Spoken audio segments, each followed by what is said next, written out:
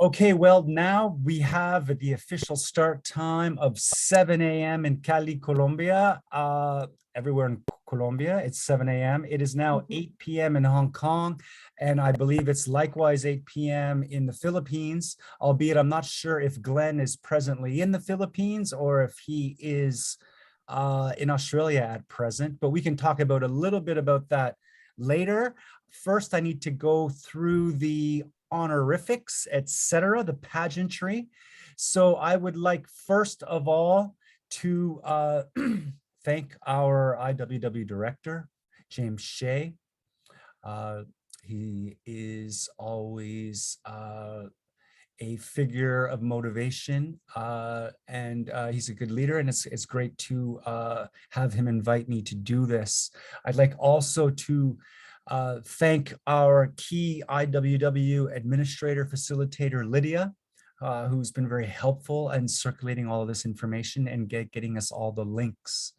I, of course, want to thank all of my colleagues on the IWW steering committee. And of course, I need to continually thank the Dean's Office for its continued investment into the International Writers Workshop. So I'd like to welcome those of you who are here today. Thank you for coming this evening or this morning, depending on what part of the globe you now find yourself. My name is Jason Polley, and I will be the moderator for a panel discussion titled "The Power of Storytelling in Nonfiction."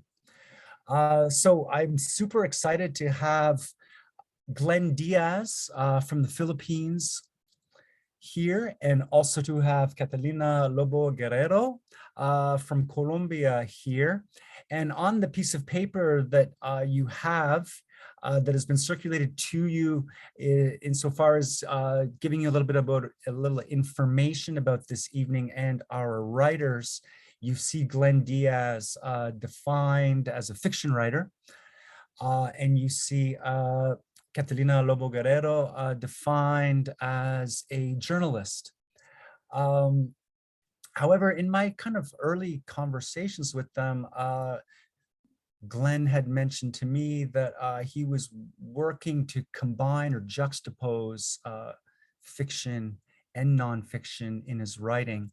And similarly, in terms of genre redirection or combination, Catalina, whom we see here is described as a journalist, has been delving into creative writing.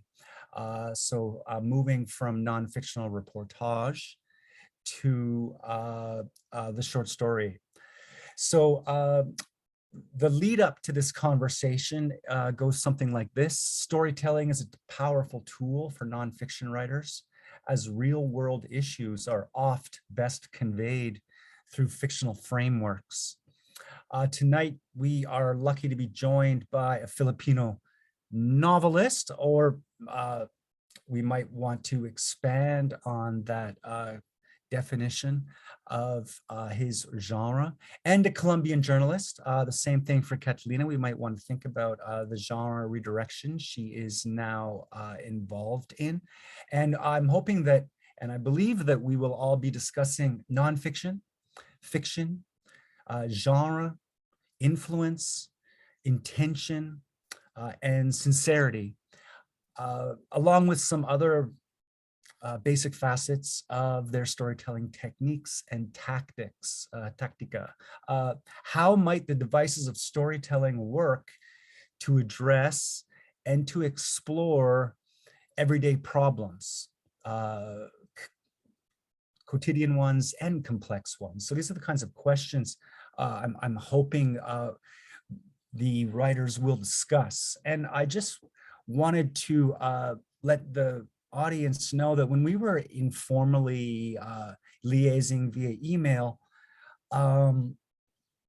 this informal but very informed as well email interaction eventually evolved after I mentioned Edmund Morris's authorized biography of Ronald Reagan, which is called Dutch, and was published in 1999.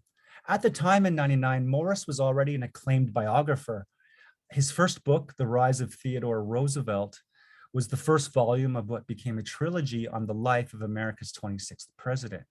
Morris's biography, The Rise of Theodore Roosevelt, won the 1980 Pulitzer Prize for biography or autobiography, and the 1980 National Book Award for biography. So the rare convergence of the Pulitzer and the National Book Award. Something we've seen with like the likes of novelists like Jane Smiley for 1,000 Acres. I believe that was in 1997. In any event, in 1985, Morris had been a non-governmental observer. He had this pass as a non-governmental observer. And what this pass allowed him to do was simply to observe President Reagan. So this fly on the wall privilege was itself also ameliorated by the fact that Reagan was totally willing to let Morris write the biography without any editorial control on Reagan's own part. He gave an author, he gave Morris the authority to produce what effectively his director's cut, okay? So Morris spent the next 14 years researching and writing the story of Reagan's life. He continued to visit President Reagan.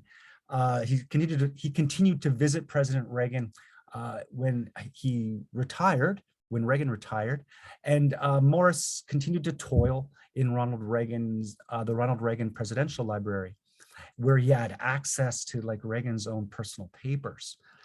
So like the biography took 14 years, so, you know, so it might evoke James Joyce and Finnegan's Wake, you know, it being his 18-year death.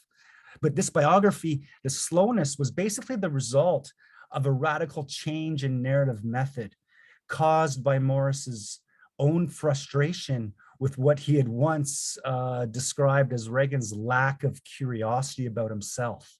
So what's fascinating about this book and why it kind of began our conversation is that the 874-page text Dutch, a memoir of Ronald Reagan, caused an international sensation when it was first published, because it was presented without explanation or apology as a work of nonfiction by an imaginary author.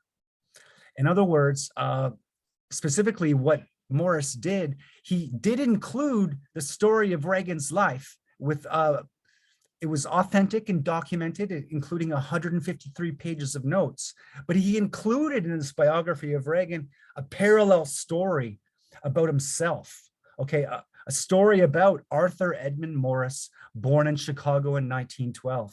So many critics were enraged by this because they were expecting a more conventional presidential biography, you know, after this 14-year slog of writing it. And then what comes out effectively is Morris employs the fictional, which in this case integrated his own autoethnography, in the service of the non-fictional. Morris uses the fictional in order to promote the non-fictional. And, you know, Morris's own fictionalized self-characterization facilitates a sincere and sympathetic portrayal of Ronald Reagan. So again, this usage of the fictional in the service of the non-fictional is kind of began our conversation. And I was really taken by Catalina's quick response to that. She was like, yeah, but was he sincere about it? Yeah, so I even tried to plug the word sincere up earlier because Morris was sincere about this. And, you know, Reagan's own children all approved of the biography, albeit critics tended to dismiss it. So on that note, I want to just come back to Catalina and to Glenn, and maybe we can just start now that we have this anecdote behind us and with some of the concerns I think we are most impressed by. Maybe we can begin by allowing Catalina to give a brief introduction of herself, followed by Glenn doing the same. And then I'd like to maybe turn back to these questions I had raised earlier about, you know, influence, intention, sincerity, genre, techniques, these kinds of things. So I'm going to stop talking now and allow our writers to introduce themselves.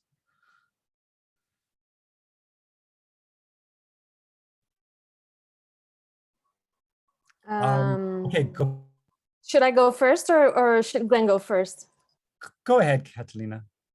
Okay, so hello everyone, whoever is watching the talk right now from all over. I'm Catalina Lobo-Guerrero, like Jason said. I'm a Colombian journalist. I was originally trained as an anthropologist, and since he mentioned the word autoethnography, that speaks directly to me. I have been covering all sorts of stories as a journalist for the past 15 years, but focusing mostly on politics, sometimes armed conflict, human rights. I was also a foreign correspondent in Venezuela for almost 4 years. And out of that experience, I wrote a memoir, reportage, something like that. It's literary journalism in any way.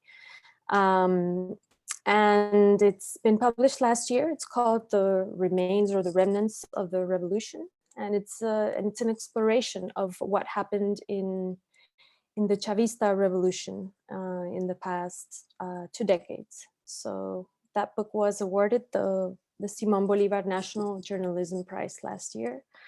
And I'll leave it at that. Great. Thank you, Catalina. And now I introduce Glenn. Hello, hi everyone. I'm Glenn. I'm a Filipino writer. Mostly identifying as a fiction writer. But yeah, like Catalina, I also started with journalism actually. In college, I minored in journalism. I did not nearly the same gravity of journalism that Catalina did, no, but I did write for arts and culture stuff, no. And then my transition to fiction actually is when the nonfiction felt like a constricting form to a certain extent, you know, in terms of what I can do creatively and in terms of the kind of demands, journalistic demands that nonfiction has. No, you have to do your research, etc. All these wonderful things. No? So yeah, I wrote. My first book came out in 2017, so that's 5 years ago. And actually, it's called The Quiet Ones, and it's set in the Philippine call center industry where I worked briefly for when I was in college.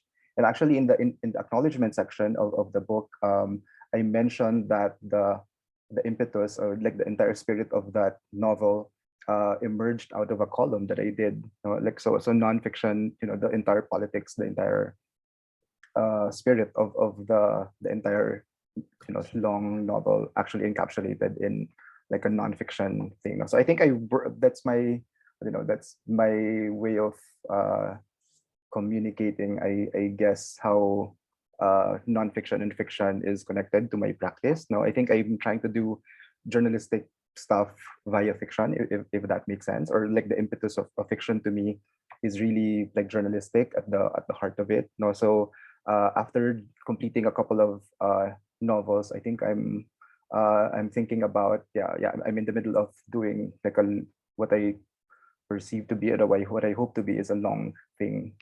It's a nonfiction, also fiction, also a bunch of interesting things. And the interest to me is how, ironically enough, nonfiction now feels sort of more capacious and more open in terms of accommodating things that conventional fiction is not allowing me to explore. So yeah, that's it.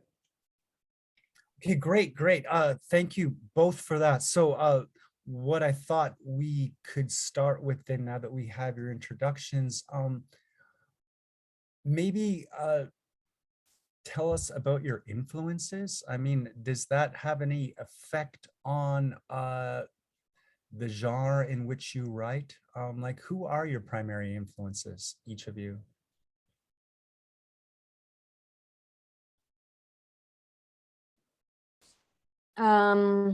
Okay, well, since I started out actually as an anthropologist and someone coming from the social sciences, I mean, there was a lot of Hannah Arendt and Bourdieu and all of these thinkers that are not considered literature. So I often feel that I have a background in something that is completely different from storytelling. Although if you read some of Hannah Arendt's work, there's something to be said also about her use of language and stuff. But so that's originally like my influence, but also a lot of Latin American literature, basically the boom, like Garcia Marquez and Vargas Llosa and Carlos Fuentes, like all of these writers in the later half of the 20th century. And then when I started getting into journalism, there's a big, huge influence in North American journalism. I'm a huge fan of Joan Didion, for example. I mean, from all of the Gonzo writers, to me, she's superior to the rest of them in her finesse, in her style, in the way she approached the stories and problems, the way she thinks in all of these essays. I can identify a lot with her. And her novels And are great then, too. Her novels and are her novels are good. Yeah, but since I've been a nonfiction writer, I've been focusing most in her nonfiction writing.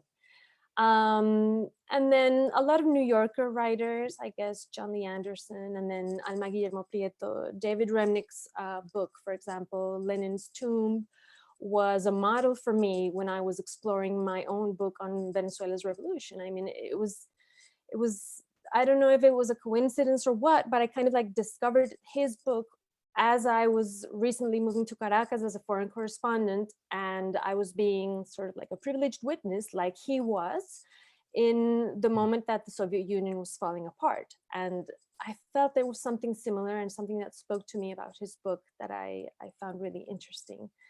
And then most recently, I have just turned into reading a lot of short stories and short story writers. So Flannery O'Connor and John Carver and Hemingway and a lot of these American short story writers, but also contemporary short story writers, and most of them Latin American women. So Mariana Enriquez or Mónica Ojeda or Maria Fernanda Ampuero, who also go into darker themes. And I have been finding that really, really interesting. It's something completely out of what I would normally read, but that's what's been going on recently. Yeah, I mean, it's interesting that you say that, because us in the literature field, I would always make sure I had the Hannah Arendt in the Badiou or whatever in the back pocket, right, to justify we use this in our bibliography to justify the critical lenses of the literature that we are critiquing, right? So whereas you're reading that primarily and I'm reading it to pad my, very, very interesting. Yeah, the opposite approach. Yeah. What about you? Who are your primary influences, Glenn?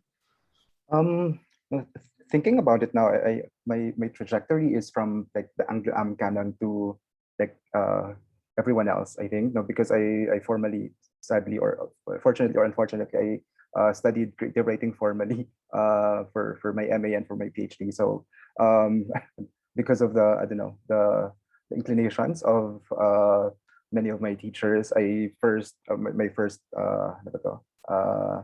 acquaintance with like how to like write a proper short story was via the white men, so a lot of which I really like enjoyed and learned a lot from. I read a lot of Don DeLillo when I was in college, and or even Stephen MA. King on writing. You probably Sure. read, right? Yeah. Great. Yeah. So Don DeLillo, Philip Roth, Jonathan Franzen, even, which I kind of love and don't love at the same time. And then eventually, like expanding that to all the other writers. I even read a lot of Martin Amis when I was in college also, which really taught me a lot in terms of what language and what the English language can do. It's also an important thing, I suppose, that I'm writing in English. So the initial steps, I suppose, for me in terms of my literary education was my fiction education is in terms of finding out what language and what English can do, and what I can do to it as a Filipino writer. I also read a lot of Filipino writers in English, Jose Rizal, the Spanish writer, a lot of martial law literature, and then eventually the South Asian writers, Arundhati Roy, is still a huge influence in terms of my writing. both the fiction and the nonfiction. And then Exactly. for Even her latest novel, which encapsulates both, right? It's 20 yeah, years later, and it ends up being a follow-up. What is it? The Ministry of Utmost Happiness, Utmost right? Happiness. Yeah, And and it's a it's such a sequel. Yeah, it's a sure. 20 Yeah, years yeah. later sequel. Yeah. Yeah, and it's interesting to sort of consolidate what happened in the intervening decades. No, Her activism and her right, right. environmentalism, and then it all comes into the novel again, and it adds a level of seriousness that you don't get on the exterior level, at least in The God of Small Yeah, Things, right? yeah, yeah. Like, Very, very interesting. And also a lot of Latin American writers. Obviously, in college we were only introduced to. I mean, well, not me, but most of us were only aware of the usual suspects like Gabriel Garcia Marquez, Bolaño, etc. And then eventually, when we discovered the women, the Latinas, when we realized like we were missing so much, in terms of what what other writers are doing, and in terms of like the affinity with, I mean, considering the common colonizer, between the Philippines and much of Latin America, there was really a lot to learn in terms of how they render experience and how they render their world. Yeah.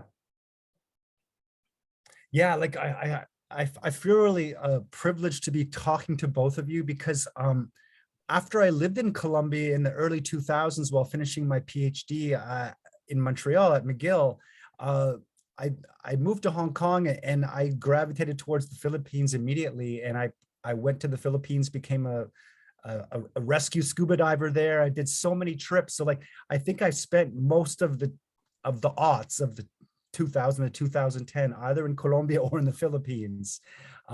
So I feel really fortunate to have both of you here, and to hear how like you're influenced not only by Latino writers, the usual suspects, but also like maybe like Sandra Cisneros or Cristina Garcia, other Latina female writers, and like the modern influences that you were talking about, Flannery O'Connor, Hemingway, like the modern period. And then it's also super compelling to me that you're writing, the code switching, because even for Catalina, and I think that most of your writing is probably done in Spanish, Catalina, but as we know, like if you've read like the Brief Wondrous Life of Oscar Wilde by Junot Diaz, where he encodes about 7 different Spanishes. I mean, every city you step into, Catalina is going to have an alternate Spanish, right? And you need to like do that code mixing, that code switching, the same kind of stuff that I wonder that if Glenn could talk about too, in terms of language, just because the Philippines too, having 50 plus languages, and the power dynamics of being colonized, and then the power in central Manila, where it's interesting because even if you go to a bank machine, in places in Visayas, you only have 2 choices of language, and one of them is not Bisaya. That you have 2 choices, English or Taglish. So it's crazy, right? I mean, how do people even have access? So I'm wondering with both of you, what do you do with language when you have, in terms of your intended audience, and who is your kind of intended audience, and must it be an idealized audience like the Stephen King approach, for him on writing? He has to have an idealized reader, to help him through the process. Like, how does it work for you guys in terms of the choices of language, and who do you direct your writing to, and why?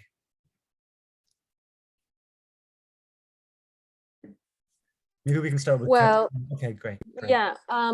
So as a journalist, I don't really have a choice. I can't get too creative when I've written just informative pieces, because the most important thing is to be clear and for people to get the story.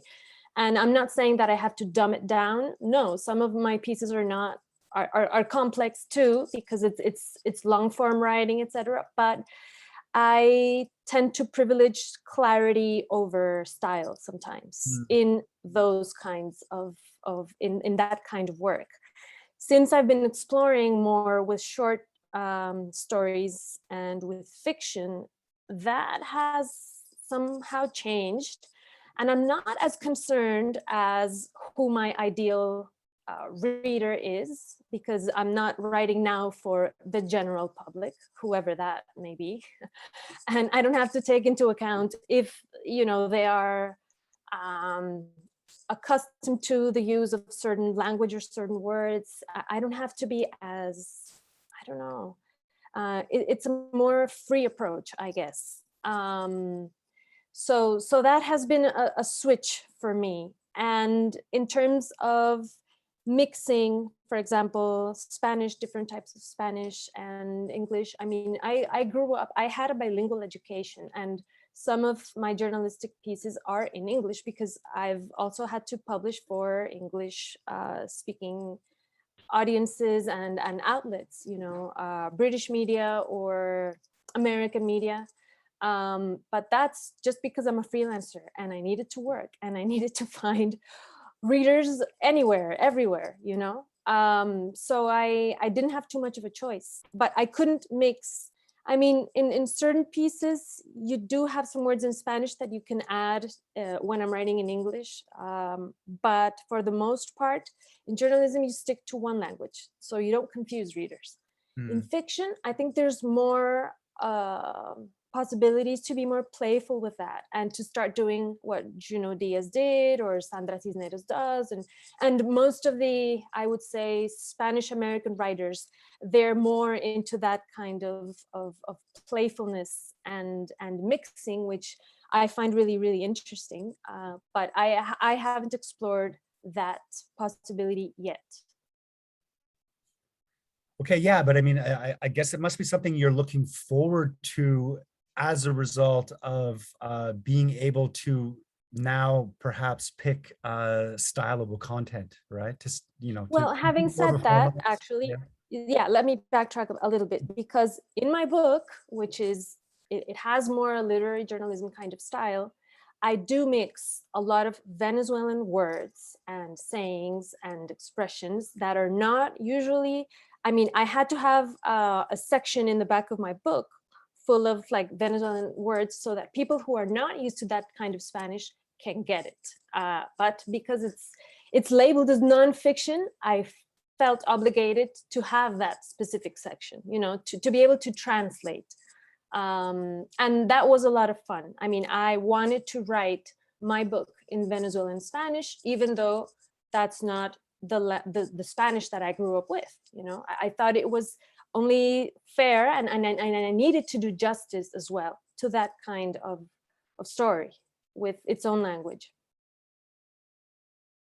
Thank you. And I want to come back to that justice, because I think it links to sincerity too. And I think that's something we will have fun talking about. But I think let's make some space for Glenn to address the same question, if he can even remember it at this point. I just remember Catalina said something about like having a glossary almost, or like an explanation of certain words, because I write in English, and because in the writing of my hopefully second novel, I mean, in the circumstances of being in a PhD program in Australia and having like Australians as my like main audience, I mean, to a certain extent, or there was that suggestion of like one of my supervisors mentioned that, oh, you do include a lot of food, you mentioned a lot of food, and might you consider like having a glossary of all these like Tagalog and Filipino words in there, like and water for chocolate it becomes. Yeah.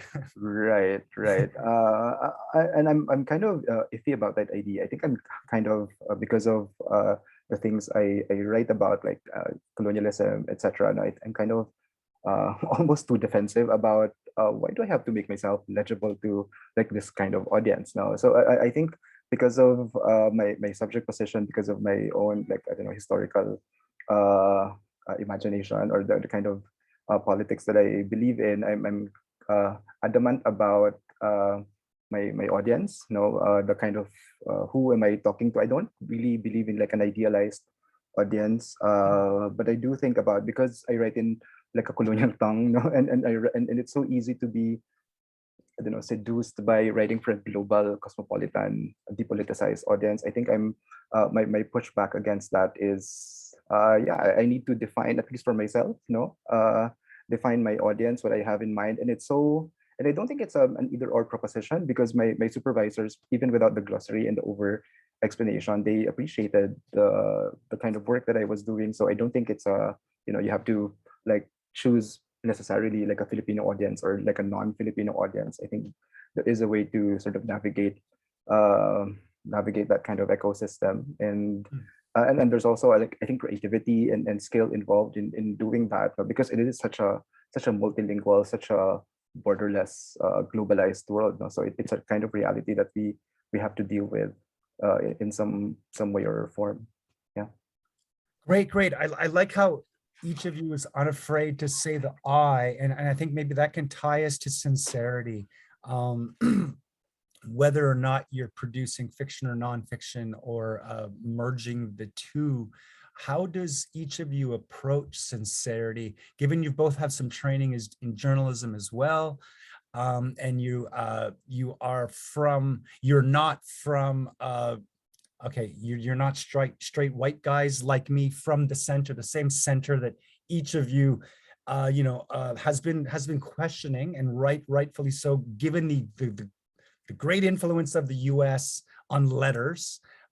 So how do you place yourselves and feel about yourselves and iterate yourselves in your writing? And is there like a line between being sincere and honest and just being self-centered? Because I think I have a big problem with that. I mean, I always turn to David Foster Wallace and try to do the new sincerity thing, but I'm just worried if this is just too masturbational, is this just too me? Like, how performative is this? Have I lost sincerity in the attempt to be more sincere? I'm not sure. So how do you guys approach these kinds of questions or concerns? Maybe start with Catalina again. So to me, sincerity starts with yourself.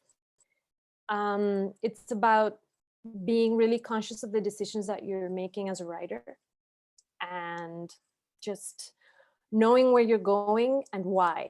And so, like, for me, coming also from the world of journalism, where everything we say or do will be used against us because, well, people don't trust journalists anymore. I mean, our reputation is always on the line. It's always being questioned. And this atmosphere that we're in, of post-truth world, of alternative facts, of people not believing in certain authorities anymore, and one of them being journalism, for me has been, I think it's more important now more than ever to come out and be straightforward with your readers and say, this is who I am, this is what I'm doing, this is where I'm going, and why I'm doing it like that, without you becoming the center of attention, without this thing becoming you the protagonist, because it's not about that. It's you working in the service of a story, and the better story. You want to go full Hunter S. Thompson, essentially, right? Yeah, you don't want to go full. Yeah, I mean, I'm really far away in my style from Hunter S. Thompson. You know, I'm really on the other end of the spectrum. I mean, I come from investigative journalism. I use Excel spreadsheets. You know, it's completely the opposite thing, and everything has to be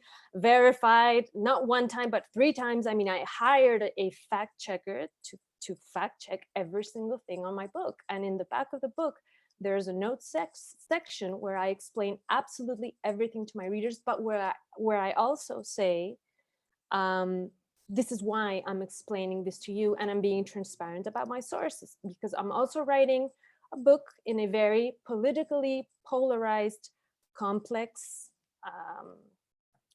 society. I mean, Venezuela, you can't be neutral about it. It's like you love it or you hate it, and then it's becoming, like, at least in Latin America, it's a huge story, and it's a story where people have too many opinions, but sometimes the facts really wrong. And so for me, it was imperative to have this kind of position. And when I talk to my students about writing nonfiction and writing literary journalism, what I say to them is, The way I understand honesty starts with you and your writing. I mean, if you are doing journalism, you have to have your reporting backing up everything you're going to write on paper later on. And there's an enormous temptation to sort of get creative. But if you don't have that in your reporting, well, you might say, oh, I can't remember if this character in my story was wearing a blue shirt or a red shirt.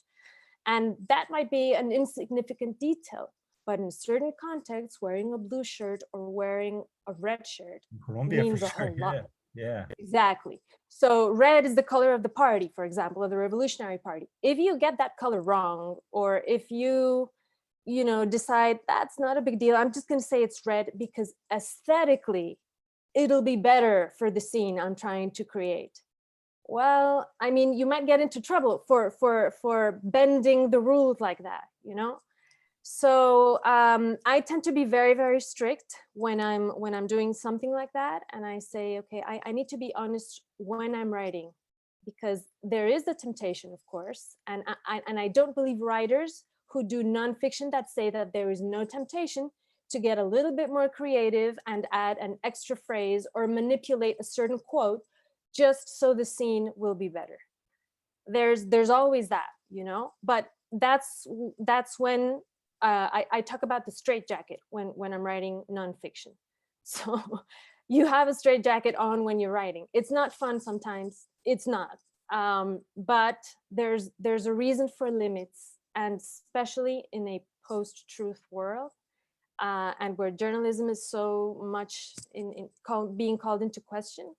I think there's a necessity to kind of hold on to those limits and be strict about not going into alternative facts or those kinds of things. Right. So you're talking about curbing the mysticism or curbing the romantic spirit of it all, right?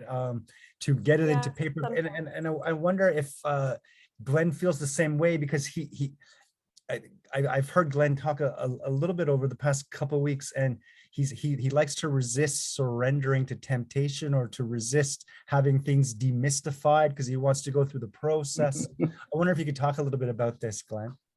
No, I just want to say first, I love how Catalina expanded or built on the idea of sincerity and connected that with honesty. I think it's a more, for me, it's a more operable, it's a more accessible word, I suppose, now, honesty. And I was also reminded of when in the long gap between her two books, and she was doing a lot of nonfiction work. Again, that he mentioned at one point how obviously she loves writing fiction, and mostly because when you write nonfiction, you are like encumbered. It's a laborious process. You have to mind with footnotes and all sources, etc. But it's interesting because she basically essentially like writes about similar like political things. She writes about the same experiences almost. But the approach and the process, the procedure might be different. So I'm also thinking that the idea of honesty and sincerity might be, I mean, in terms of like your subjectivity as a writer, might be the same. I mean, the demands might be similar to a certain extent. Even if you write, I mean, if you write either nonfiction or fiction,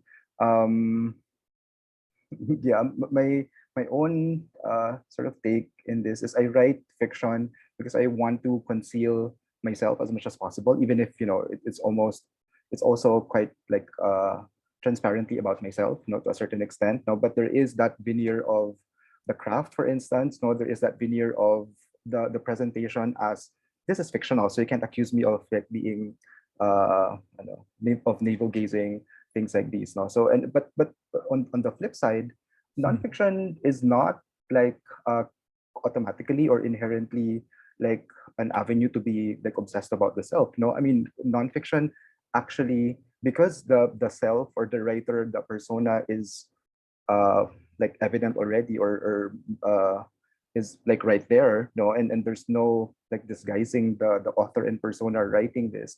That makes nonfiction a useful like genre with which to scrutinize the self even more. No, and scrutinizing the self within contexts, no, your own subject positions in relation to whatever context. No, that's not. I don't think that's like navel gazing, or I don't think that's being like hashtag all about me or or things like that. No, there is a way I think to talk about the self in a productive, in an important way that like resonates with others. No, we are all. I mean, if you talk about like society as like I don't know consisting of like different subject positions and subjectivities. No, so the self is really implicated in terms of how we make sense of society and how we make sense of history. So I think nonfiction is uniquely equipped to sort of do that.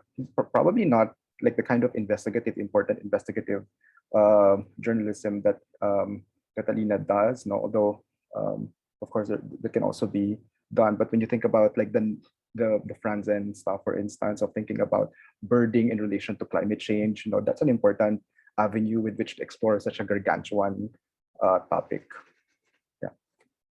Yeah, and if I remember correctly, Franzen was doing that in Latin America off the coast of Chile, right? So it kind of brings us back when he was doing that birding piece after David Foster Wallace's death. Yeah. I was wondering though, like, so how do you guys plot what you're writing, and is it distinct? Like Catalina, you read us that wonderful short story, and it was so nice to be able to hear your Spanish, the Spanish you use in reading that story, and to see the English as well. And since you've moved between these two genres, is the plotting distinct? Like, do you still, when you have that journalistic piece you're writing, do you still have the like Freytag triangle of rising action and climax and fall? Like, do you still think, because it seems to me that the novel determines how we think, because we've become so inscribed by and subscribed into the novel. Like I remember even like one of the first novels in the English language, like after Robinson Crusoe, Defoe did A Journal of the Plague Year, right? And this was published in like 1721, but the plague happened in 1665, meaning he was 5 years old when it happened. And even savvy literary critics, like 100 years later, were still confused by the concept of him being able to write a fiction about an actual event, because it was the early days of the novel. So it confounded people, this whole idea of like, suspending your disbelief and just following the story, right? Like this didn't exist yet, you know, at least in the English novel. The English novel was kind of late, but yeah. So I'm wondering, like, do you do the same kind of plotting, or like, is there a distinction between the plotting of the journalistic piece and the fictional piece, or do you still want to bring the reader on that same kind of ride? Well, I mean, for me, you can do all the plotting that you want in both fiction and nonfiction. But something happens when you're sitting down in front of your keyboard, in front of your screen, and you start writing, and you have made thought of a scene that you want to start with. But sometimes writing has its own kind of decisions, and it may take you somewhere that you didn't know you were going. And it's interesting to see what happens if you follow along. And for example, in this short story that I read, the only thing I had was an image of an old woman at her piano, and she's noticing that there are termites next to her piano. And I was writing the story when I had COVID, and I was feeling really ill. I was recovering already from COVID, but it made such an impression on me, especially on my throat and on my body. And I just felt like there were termites all over my body at some point. That I just had that. That was the only thing that I had to start with. And I just let it go along to see where it ended up. And it was surprising to me. It was a completely new creative discovery process, a really interesting one. When I'm writing nonfiction, it's not as fun. Sometimes you just need to go over your material and see what's there, and then try to make the best of it, what you have, you know, from your reporting, from your research, from your notes. Having said that, there are some really interesting possibilities as well. And so if you're doing literary journalism, you can get really creative, and you don't know where you're going either sometimes. So especially when we're talking about emotions, and that's something I'm really interested about, and that's something that the crónica, like we call it in Spanish, the crónica really wants to go deep into human, into human, the human experience, human emotions. So for example, there's a place in my book where I'm talking about fear. And I'm saying that fear is hiding behind park benches, or among the trees, or inside the main fountain of this big plaza or park in the center of Caracas. Well, someone would read that and say, that's not possible. Fear doesn't, like, it's not a character or whatever, but it is possible when you're doing this type of literary journalism, and it's using all the resources, all the richness of the novel in something that is nonfiction, and in the way you're conveying things. And I do think that there are certain things, certain ideas, certain that are best conveyed when you're using all that fiction can offer, instead of just sticking to a very literal account of things happening. Especially when you're talking about emotions, it's just, you need poetry to go there. You need other kinds of languages to actually convey better what is actually happening. Yeah, and I might even take issue with saying that we need the literary language to describe the everyday, because I think the everyday is pretty literary too, or at least someone like me who spends 1/3 of his waking life reading novels. It really textures my everyday experience. Everything can be novelistic, which is a good thing and a bad thing, right? I don't want to surrender to the romanticism, but sometimes you want to, right? Or otherwise, I might not be able to believe in love. If a novelist invented it, I'm glad, right? Or, in any event, maybe we can move to Glenn, because I saw him nodding several times when you were giving these wonderful descriptions, Catalina. Yeah, I agree with the surprise. Certainly, I mean, in the process of writing, you might have something in mind, but and typically what people say is, when you're writing and you're not surprised, most likely the reader will not be surprised also, and especially if there is the kind of sort of mystical or like hard thing to catch when you're writing that exceeds your ideas, exceeds your expectations, etc. No, that I find that, I mean, based on my practice, I find that harder to do when you're writing a novel. There has to be a certain planning involved, because otherwise, I mean, if you're not like looking to do like a meandering sort of stuff, if you're like looking for a basic plot to sort of anchor your story in, I think what I appreciate right now with nonfiction is the expansion of the idea of storytelling or narrative. I kind of had the reaction with when you mentioned like the Freytag's pyramid. That's kind of like a super it can be reductive to a certain extent, and I mean, it's useful obviously when you talk about structure, the three, like Aristotelian three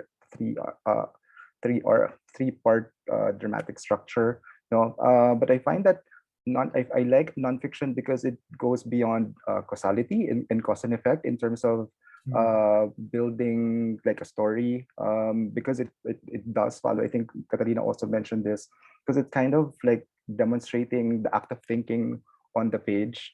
So to a certain extent, that goes beyond like narrative. What happens to this character? What happens next? What happens next? And that also opens up to, I don't know, other modes of storytelling, like maybe a more discursive mode of storytelling, a more cataloging mode of storytelling, or things like accretion in terms of effect, or in terms of I don't know, other elements, instead of like a pure chronological linear mode of storytelling. So and that I'm reminded just right now of this very famous Clarice Lispector story, called The Fifth Story, which also began with this like woman character and like ants, and then just building on that initial premise, and I kind of I think I had that. I also felt that sense of, okay, this looks too simple to be true, so there must be something, some terror some sense of foreboding underneath this very simple set piece. No? So I agree with that, in that impetus, no, that surprise, no, that really accompanies writing, whether that's fiction or nonfiction, and whether that's narrative in the conventional sense or other modes of thinking through something. Great, thanks. And yeah, you made me think, both of you, like getting swept into the moment of writing and continuing beyond what you had planned. I mean, you were talking earlier about DeLillo. He has this quotation, writing is a clarified form of thinking, or writing is a concentrated form of thinking, right? And that being, just getting carried away, right, by the moment. And my own writing, I do that. I don't plot anything ever, even my essays, academic books, whatever. I don't plot them. I do all the research, and then I sit down and I see what happens. And then I like to do a lot of excursion and footnotes and things like that. And I'm wondering if either of you have come across, because we're talking about different genre forms and the distinctions between fiction and nonfiction, and being playful and being informational. Jacques Derrida has this essay called Living On Borderlines. So the living on part is like 3/4 of the page. Living On is basically Derrida just giving a literary analysis of a Mallarmé short story, okay? But then the borderlines, the bottom, say, third of every page, is another essay where Derrida reflects on his language choices and his critical choices, and how he's translated the term and how he's applied this critical term. So basically he has the essay, and then he has an essay about the tactics and the techniques of his own essay, where he tries to deconstruct his own deconstructive thinking in the first place, right? So it allows him the space to do both, right? To give a pretty standard form essay, but then to do kind of the creative fun stuff on the bottom, or to somehow justify it. I wonder if either of you have done these kinds of parallel narratives, or have thought about doing that, or do you see like a freedom in that, or do you see that as kind of repressive? I'm wondering what you guys think, just as if we can move the talk a little bit more about form, because that's what intrigues me.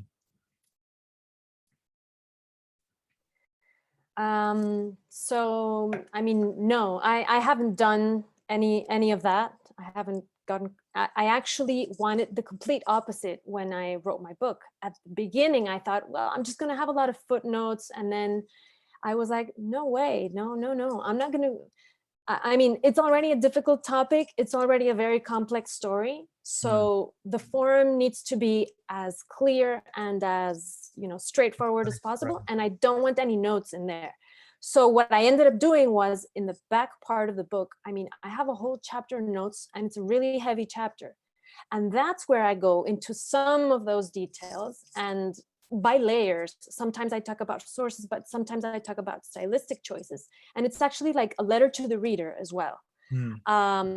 But I mean, in a way, I think also because we're writing in times of having URLs and having links.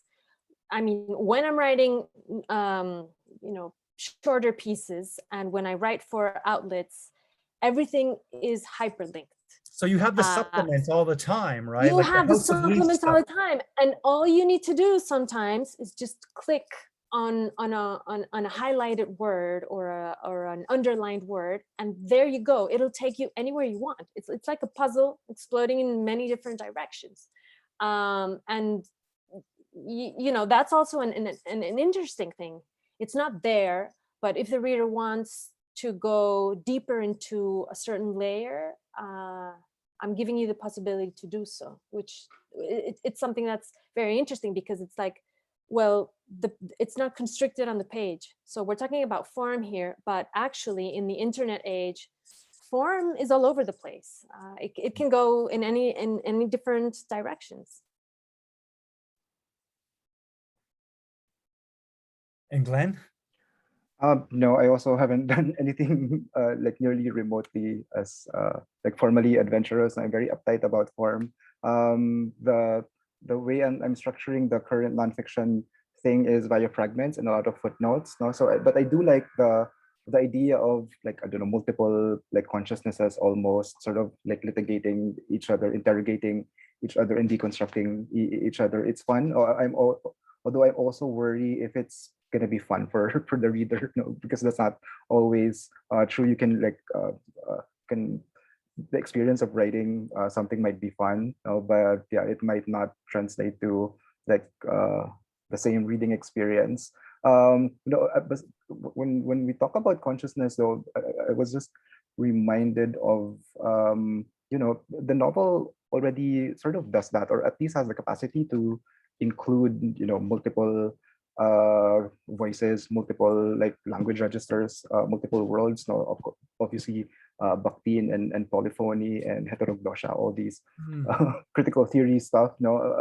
And I agree with Catalina. No, our experience of like the internet is certainly not linear and certainly not limited to like one page. No, when you get sucked into like a rabbit hole, when you like begin with like one Wikipedia page and suddenly you're 2 hours in and reading up on something not nearly related to your first search now. So, and when you go on Twitter and social media and the kind of annotating, constant annotation, relentless annotation of retweeting, co-tweeting, etc. So it's really like multiple layers of voices and consciousness like piling up on each other. So yeah, it is interesting how something like real like that, a real experience, can we do that on the page? I mean, in particular, like a printed book, how is that even like worth thinking about? No, if like the real thing already exists in the virtual world. Oh, like reality as mirror for the virtuality, right? I mean, like reversing it. Like, how do we reproduce the internet experience going down the web 2.0 fifth estate rabbit hole? How do we reproduce that in the text? Yeah, that would be interesting. But this was sort of all like predicted, I guess, or made obvious in House of Leaves, right, by Daniel Levsky, published in 2000, where the word house, no matter what language it appears in, is in blue in the text.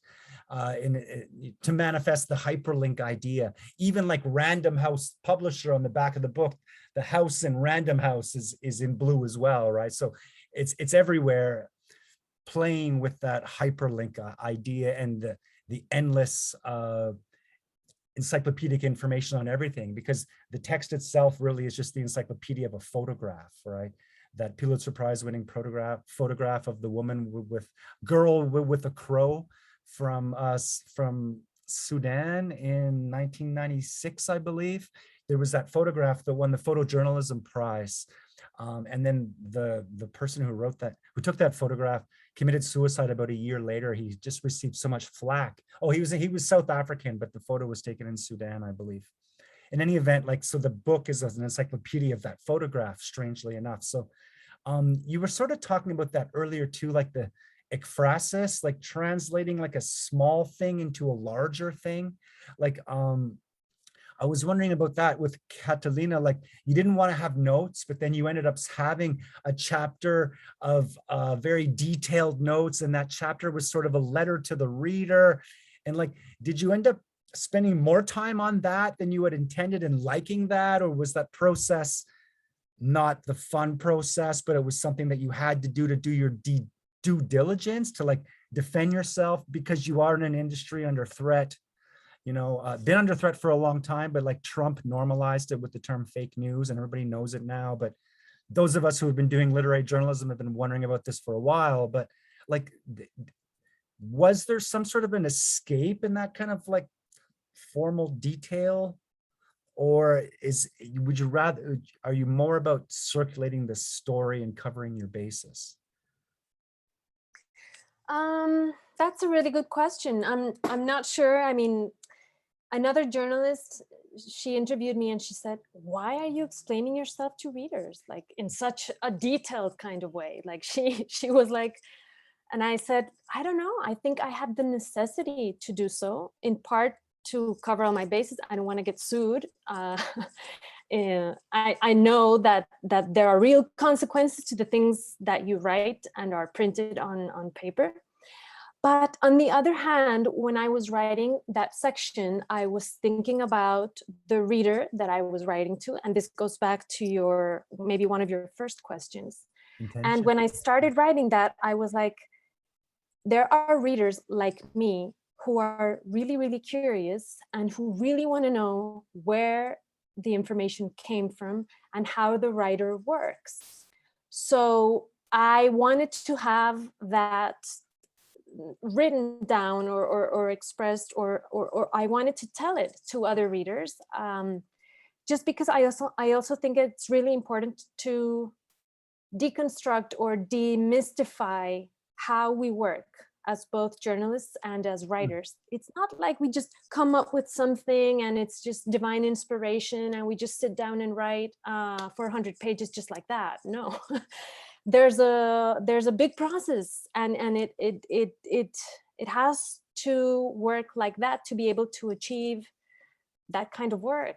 So I wanted to talk about that a little bit, and also it's an opportunity to reflect on the craft. I thought about it a lot, and I said I want to do it like that, and I'm happy with the way it turned out. And it wasn't tiresome. It wasn't like a duty I was fulfilling. I was genuinely interested in putting that on the paper as well and having it be part of the book.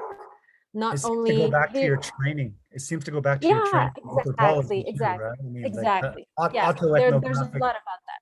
Yeah, exactly.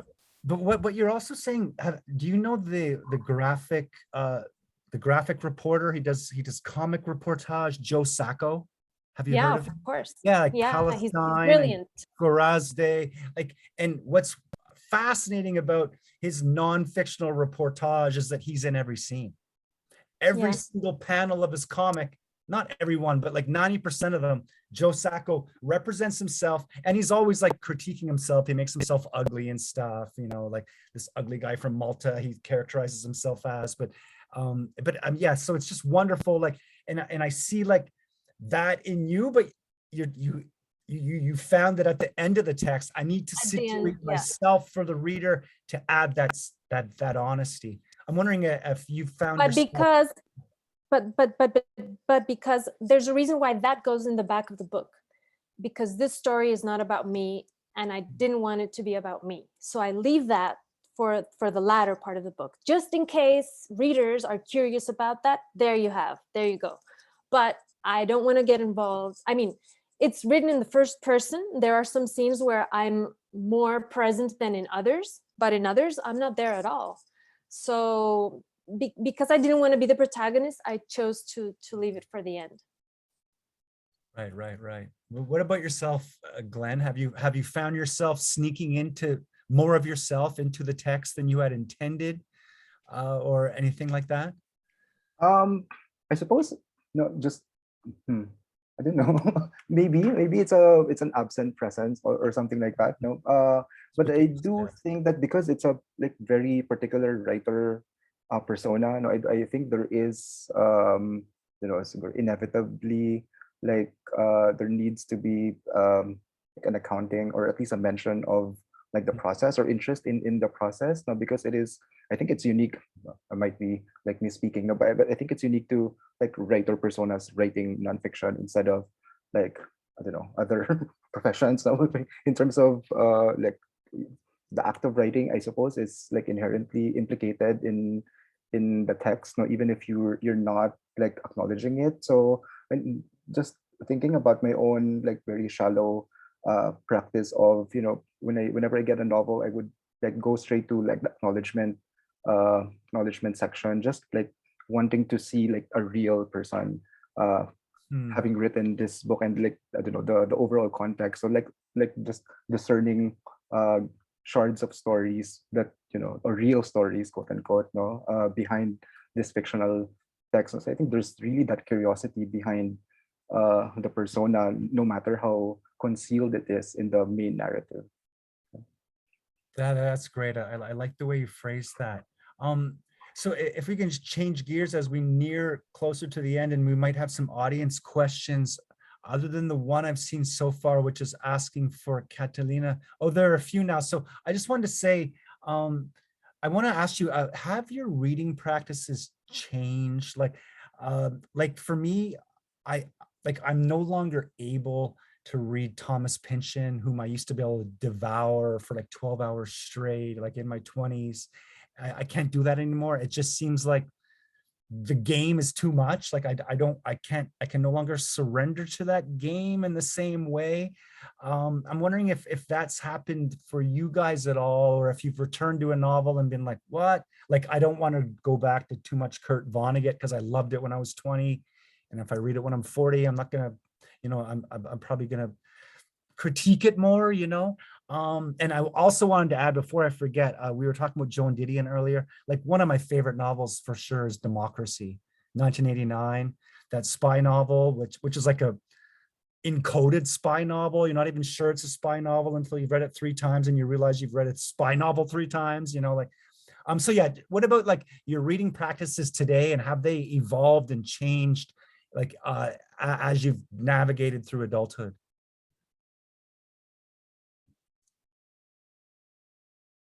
And as you're changing genres too, or adopting new genres, does that determine what you read? Or do you try not to read fiction when you're writing fiction because you will be indelibly influenced by the fiction you're reading while you're writing? Does that happen? So one of the things I do is, if I'm writing in Spanish, I want to be reading in English. So that doesn't mess up with the kind of style that I'm doing in Spanish, or vice versa, for example. But I tend to read many things at the same time. I have like 4 or 5 books going on at the same time. I do the same, yeah. Yeah. And so the thing that has changed for me about reading is it's become an analytical exercise as I get older. I try to sort of pick it apart and see how the writer constructed the scene and why he's doing that or not, because I'm trying to learn. And one of the ways you learn to become a better writer is when you start analyzing how other people do it and why that works so well for them. While in the past, when I was younger, I would just sit down for hours and just enjoy the novel and just, be oblivious to many of the choices that writer was doing. Now I'm trying to get inside the writer's head more and more so. And now that I'm going into short story writing, it's become kind of an obsession. It's like, okay, so how does this story start? How does it end? Like, I don't know. Maybe it's not as fun as it used to be when I was, just doing it for fun. And in terms of rereading, there's only one book that I can reread I don't know how many times, and it stirs something up the same way that it did when I first read it when I was 16, and that is 1984 by George Orwell. Still works. Especially the last part with the appendix or whatever it's called, that dictionary. It's frightening. I went where he lived. He used to live in Molamyang, Myanmar. I was really happy to go there in 2001 and see where he lived and wrote. One of my favorite novels too was Burmese Days, his first novel. He wrote it. It was pretty amazing. Yeah. So what about you, Glenn? Changes in your reading? I think like Catalina, and a minor case of what you, Jason, mentioned. Yeah, I've completely lost the ability to read for pleasure. No, I mean, especially fiction, which is like sad, but it's a different kind of fun, I suppose. So whenever I'm like exhausted, it needs like a lot of, and because of that, reading fiction requires a lot of like mental energy for me. So. I think it's a different kind of fun, not necessarily the kind of like just participating in the story and like following a story, but yeah, it's a different kind of enjoyment. I hope it's a better kind of enjoyment, and there are kinds of novels that will sort of take out the craft part. No, I read the latest Sally Rooney book. That's my first Sally Rooney, and it's wonderful. It's completely it's not craftless, no, but it's transparent, no. But so I'm completely like with whatever the author was trying to do. So, but yeah, the sort of technical pyrotechnics, I've not lost interest, no, but I'm more discerning, and I'm more suspicious of like technical yeah, pyrotechnics when it comes to Yeah, the fiction. pyrotechnics, which is the way that Rushdie's often described. Yeah, Right. pyrotechnics. Okay, so now that it's 9:10, maybe I'll read one question here from an anonymous attendee. So it's addressed to both of you. So I'll just read the question and then allow you guys to discuss. So this is for Glenn and Kata. May I know how to create a totally different voice for a fictional character if I have a strong personal voice? It's a great question. And how to avoid breaking the fourth wall in storytelling. Interesting, like, I don't know, in my age, we were trying to break the fourth wall, and now you're like, how do I not break the fourth wall? That's an awesome question too. Third question, when the plot doesn't run along your intended direction, how do you tie it up? Do you explore more possibilities for story, or do you kind of revert to what you had hoped or planned for? I guess you guys can see the question too, right? If you hit the, yeah, okay. So you can remember it then. I love that fourth wall question because it's like the exact opposite of the question I would have asked 20 years ago. So I really like that.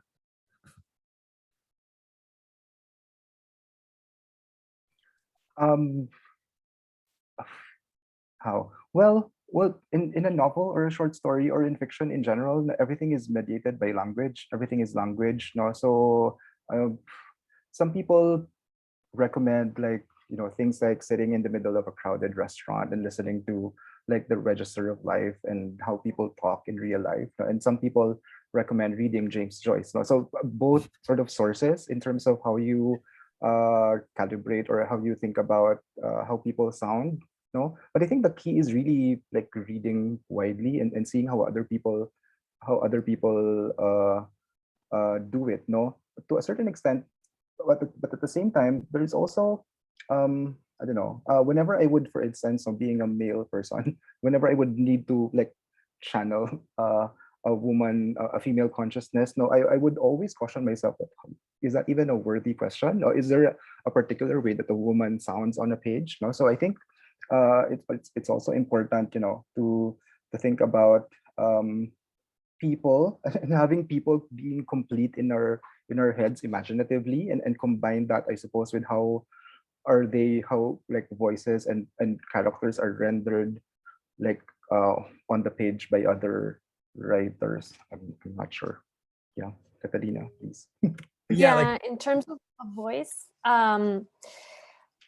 let me speak about voice in nonfiction, because I mean, you have to have the utmost respect for people's voices, the way they talk, the way they sound, their pauses, their silences. But that's also a construction. And for example, to me, someone who's a master at working with people's voices is Svetlana Alexievich.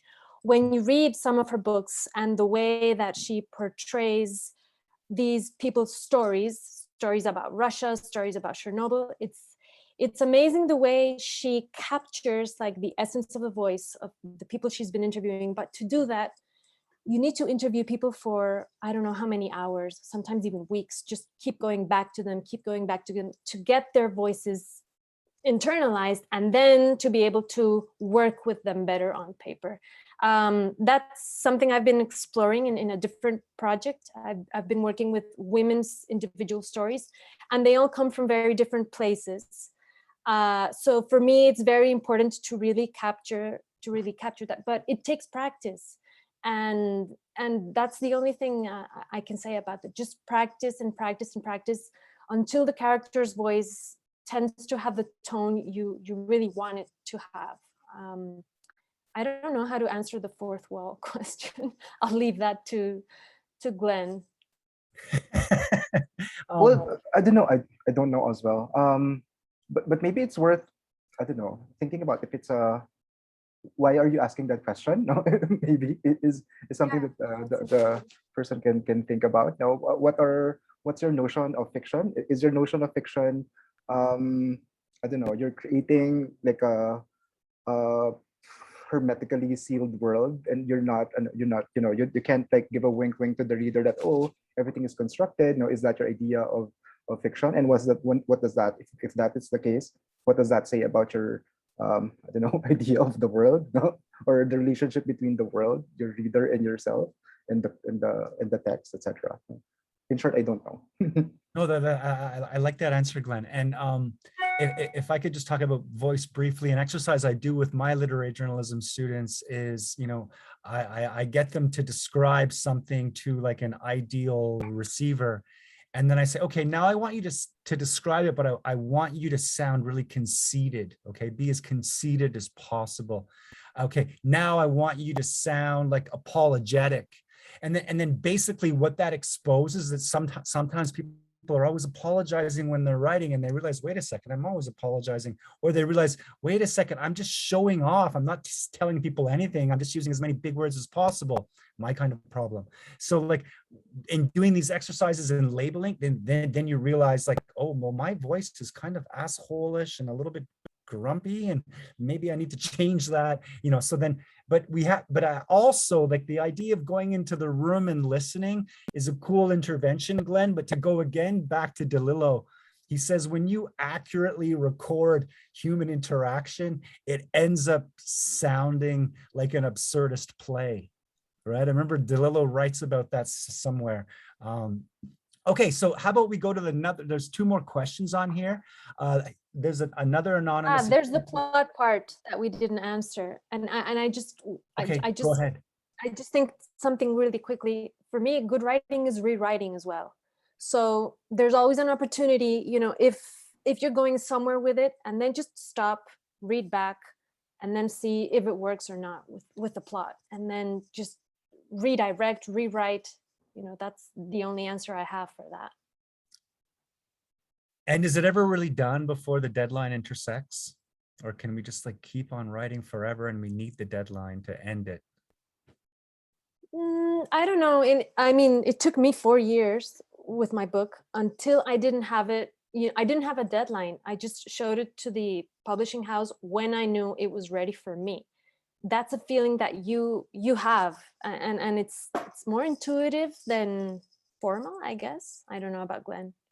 Yeah, because someone mentioned, someone said to me like a manuscript can always be better. So it really, it can be like theoretically endless. No, you're just working on something. So yeah.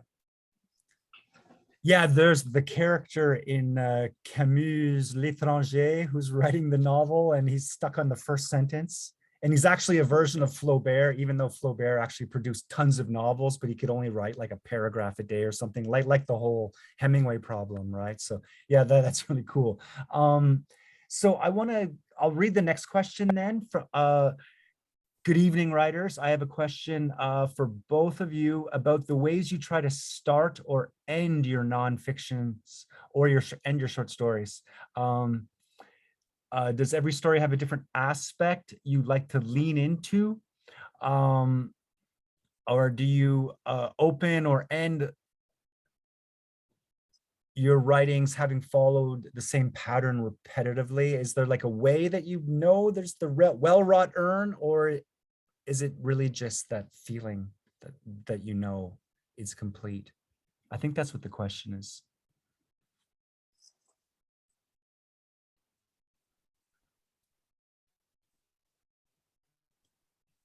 It might be like how can you be creative and not be repetitive in your writing, which I think is a good question too, like how to escape repetition. Yeah, how not to fall into a pattern and just become a very predictable writer. That's a very good question. I don't know. For me, I usually try to start with a scene that's going to be sort of like definitive of the rest of the story, whether it's I'm talking more here about journalism because you know, there's also these very fixed structures in journalism about you get an opening scene, then you get the not paragraph, then you get, you know, that's been like the classical Got it. way Any to do it. paragraph? Yeah. Yeah. But in the book, because there were also many different chapters, like the beginning of every chapter, I think is different. Sometimes it starts with a character, sometimes it starts with a reflection. I don't think there's a pattern there. I don't know. Maybe I need to think about this more. Maybe I am repeating myself. Who knows? I don't know. I also start like Catalina. I also start with like either a scene, even a snippet of dialogue, now something striking, just to like entice or invite the reader. But when I decided that I wanted to write novels, no, I'm more drawn towards ideas, if that makes sense, and maybe that's bad for for fiction, no. But yeah, I begin with ideas sometimes, and then but yeah, it's hard to sort of enter a world without like the initial scene or like a real, almost tangible thing that you can hold on to. So that's really, and whenever I like take note of stuff, whenever I would get like an interesting idea in my head, I don't take note of it, because like my thinking is very foolishly. If I don't remember it, it's not memorable. So if I remember it, maybe that's like memorable enough, you know? So and then the rest is really just, I don't know, who knows how things proceed, no. But yeah, I also begin with something like very concrete and very tangible. Yeah. So you're not like Joyce Carol Oates, constantly taking notes. No, and You constantly on enter. Twitter. I mean, No. she has like over 100 novels, so Yeah. fair play, right? Yeah. Very tremendously productive. So here's another question we could probably apply to it both, because you've been talking about the convergence of your anthropological training and your journalism, and the last question here. Are there tensions that are problematic in that unification? Because it seems like the person who's asking this question thinks there are some tensions that, or an aporia, an irresolvable problem of some kind. Do you have you felt that at all, Catalina? Let me see, which question is that? The last question on okay, here. Andre says, as it relates to the issue of changing reading practices, do you think that the constant focus? Maybe, but as Glenn said, I mean, there was this idea that, well, it's a different kind of experience, but it's still fun. I mean, to me, like the most important thing is to learn. I mean, I love learning.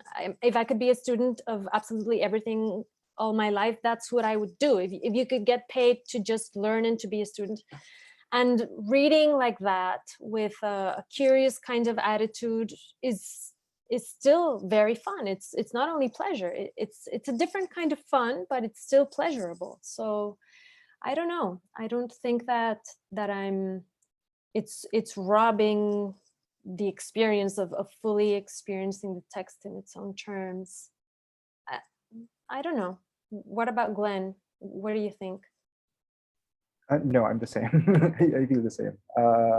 Yeah, and you know, I mean, every text has like invites like different layers of appreciation. So I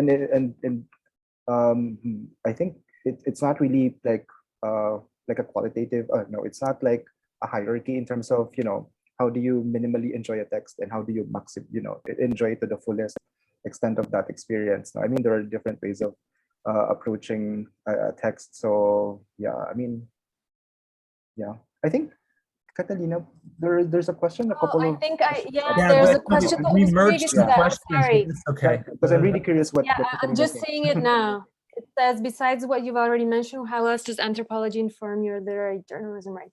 Well, there's this whole idea of